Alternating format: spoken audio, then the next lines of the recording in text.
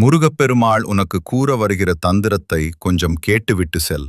இல்லையென்றால் செல்வத்தையும் சுயமரியாதையையும் இழக்க நேரிடும். அனைத்திலும் உயர்ந்த இடத்திற்குச் செல்ல வேண்டும் என்றால் இந்த வீடியோவை முழுமையாக பார்த்துவிட்டு அதன் முழு பலனை நீயே அடைவாய். முருகப்பெருமாளிடம் நாம் மனமாற கேட்ட பிரார்த்தனை ஒருபோதும் வீணாகாது.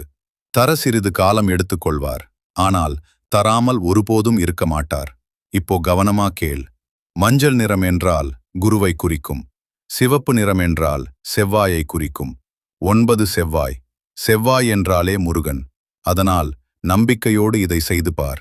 மஞ்சள் நிற தாளில் சிவப்பு பேனாவால் 3, 6, 9 மட்டும் எழுதுங்கள். 3ஆம் வாய்ப்பாடு. இந்த எண்கள் மட்டும் போதும். அதை இரவு தூங்கும்போது தலையணையின் கீழ் வைத்து உங்கள் கஷ்டங்களை மனதில் நினைத்து முருகனை அழைக்கவும். 9 ஆறுமுகம் கொண்ட முருகன்.